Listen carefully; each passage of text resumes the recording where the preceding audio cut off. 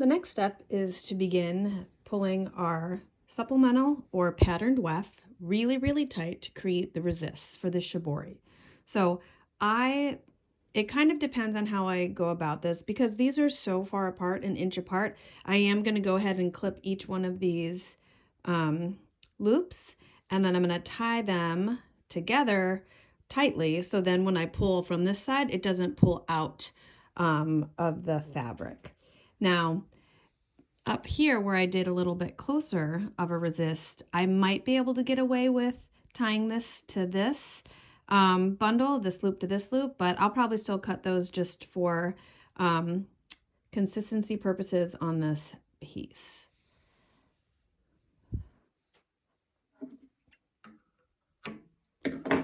So I want to tie it tightly, but not too tight because when I pull, it's going to want to pull the opposite end. So I'm going to tie a double knot here. And the whole point is to secure this so when we pull that side, it doesn't pull out of the fabric. So I'm going to do that along this entire edge. And if you have an odd number of yarns, that's okay. We'll just tie it into the last bundle.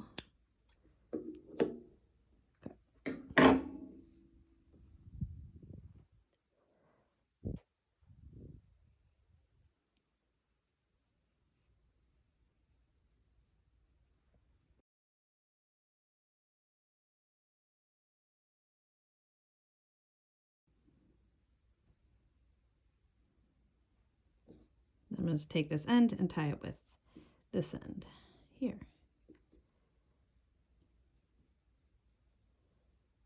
Securing it. So now I can flip my work.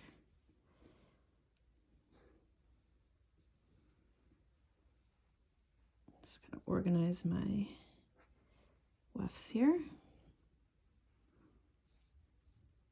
I typically keep it looped for now. You're going to probably want some type of strong item. I use a weaving bobbin, and it helps me wrap the supplemental weft around it and pull really tight so I can save my hands. So I'm going to start, I'll set my bobbin aside for a second. I'm going to start pulling and gathering my piece here.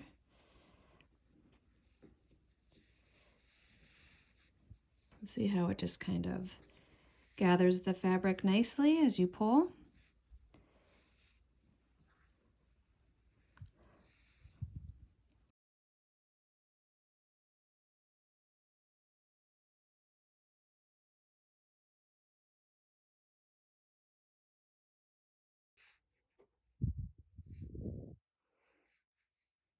Kind of securing the bulk of the fabric with my opposite hand that isn't pulling. So I want to make sure that I'm getting a nice pattern there as I'm pulling here and good resist. We want the pull also to be pretty consistent because we don't want anything to get bunched funny. You can see the difference between how the resist that was stacked directly on top of each other kind of has this nice consistent pleats, and then up here, because I shifted it, you get kind of this like zigzag in the resist of the pulling. So you'll see the difference when we dye this, how just that subtle change can make a huge difference in your pattern. Okay, so we're not finished yet. We need to pull this even tighter, but now I'm going to start working with a few at a time. I am going to cut this loop now. I'm going to actually turn my work vertically because it's a little bit easier for me. I'm going to grab my bobbin, and so I'm going to pull a couple at a time because remember, this is a hand-woven piece. You might be able to pull that knot that we made out. So I'm being gentle, and I'm going to kind of bundle these together and pull, and I'm securing it with this hand here because again, I want to make sure that I'm not going to untie basically, because I can feel actually my knot that I made is actually pulled to this side, which is fine because it's still attached, right? So that's why we need to make sure everything was tied on one side before we started pulling tightly. So now I'm going to take these two yarns. I'm going to move this out of the way so you can see, but I'm going to secure it with my opposite hand best I can. And then I'm going to take these and just tie a double knot.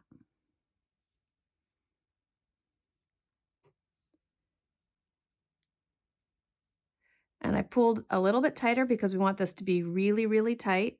If it's loose, the dye will penetrate and you won't get your resist pattern. Okay, so just a double knot. And now these are to the side. Again, if we get up to the top and we need to tie a third yarn to the bundle in front of it, that's totally fine. So I'm going to cut that loop. I'm keeping the loops up here intact because just in case as I'm manipulating this, something gets pulled. Again, I don't want my pattern weft to pull out here. So I'm going to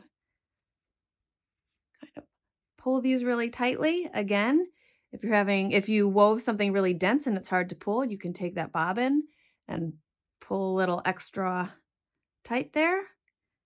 I'm securing it with my opposite hand, best I can do here. And now I'm going to tie. I might even actually cut these so they're slightly shorter, easier for me to manipulate here while holding that other side secure. Again, pulling tight. That second knot there. You can see it's nice and dense there. All right, moving up the side, I will also cut this here. To cut my next loop. Again, kind of sequentially moving up the edge of my piece.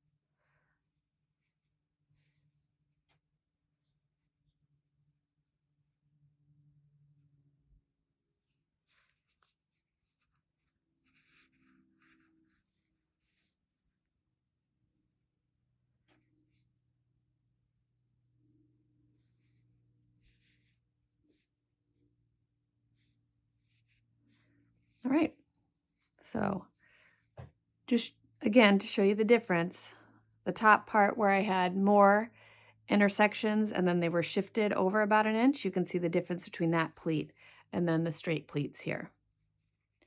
So when we go to dye this, I'm going to use MX Fiber Reactive Dyes because this is the cellulose fiber. It's cotton, 100% cotton. And when you're dyeing something like this, you want to make sure that you're not oversaturating the dye bath. So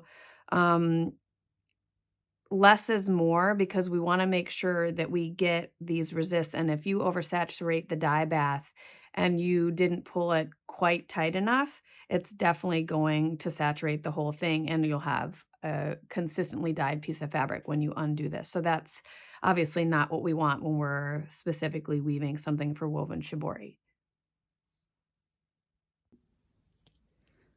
So I've dyed my shibori piece and forgive my rag here. I didn't want to put it on my table because this piece is still wet, but I wanted you to see what it looks like when I start cutting out the resist threads, or I guess we should say our supplemental weft / pattern weft.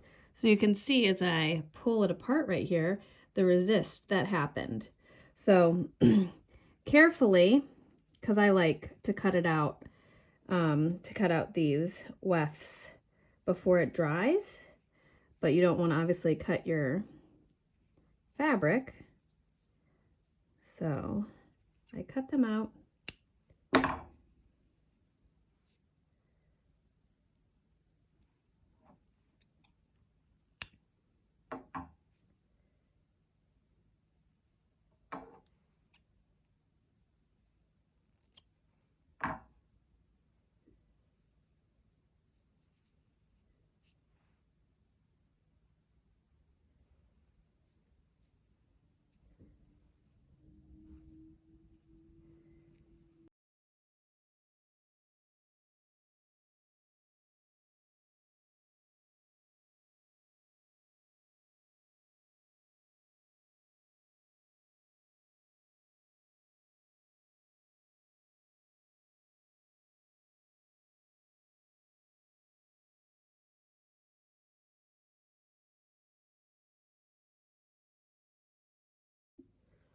Now you can see how when you had the supplemental weft shifted every other pass, how you get this kind of like more crinkly look.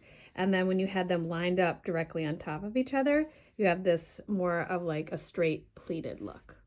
There are tons of patterns for woven shibori, and when you start using a pickup stick like we did, the sky's the limit because you're not limited to how many harnesses you have. So it's just a little bit more time consuming because it's hand manipulation with your pickup stick, but you can get some really intricate patterns created.